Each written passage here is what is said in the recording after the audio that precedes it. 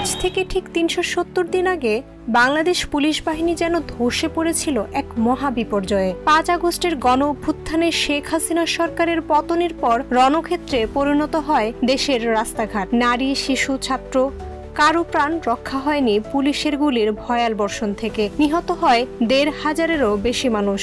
এমনই ভয়াল চিত্র উঠে এসেছে সংবাদ মাধ্যমে। পুলিশের গুলিতে সাধারণ জনগণের এত প্রাণ কেড়ে নেয় রাগান্বিত জনতা ঝাঁপিয়ে পড়ে থানাগুলোতে। ৪৫০টিরও বেশি থানা জ্বলে যায় অগ্নিকুণ্ডে। পুড়ে ছাই হয় ভবন, লুট হয় অস্ত্র, গোলাবারুদ। ইউনিফর্ম খুলে পালায় বহু পুলিশ সদস্য। কেউ গা ঢাকা দেন, কেউ দেশ ছেড়ে পালিয়ে যান। ইতিহাসে প্রথমবার পুলিশের দুর্গ ভেঙে পড়ে এতটা ভয়াবহভাবে। ১ বছর পেরিয়ে গেছে, কিন্তু প্রশ্ন রয়ে গেছে, পুলিশ কি আসলে ঘুরে দাঁড়িয়েছে?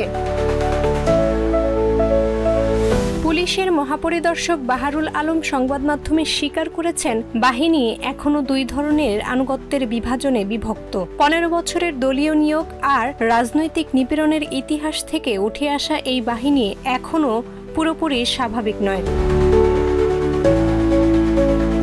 ভাঙা মনোবল, জনতার প্রতিশোধের ভয় আর বিতর্কিত অতীত, সব মিলিয়ে অনেক ক্ষেত্রে অপরাধের ঘটনাস্থলেও পুলিশ পৌঁছায় না সময় মতো। যদিও পুড়ে যাওয়া থানাগুলো সংস্কার হচ্ছে, নতুন গাড়ি আসছে, রদবদল ও গ্রেফতার করা হয়েছে কর্মকর্তাদের, তবুও আগের জায়গায় ফিরতে সময় লাগবে আরো। সমাজ ও অপরাধ বিশেষজ্ঞদের মতে পুলিশের উচিত হবে ভালো কাজের মাধ্যমে নিজেরাই মুছে ফেলা অতীতের কালিমা, কারণ নির্বাচনের সময় ঘনিয়ে আসছে। আর দেশের সবচেয়ে বড় বাহিনী যদি তখনও দাঁড়িয়ে না ওঠে, তাহলে কি হবে আইন শৃঙ্খলার অবস্থা? ১ বছর পরও পুলিশের স্বস্তি কি এখনো দূরের স্বপ্ন?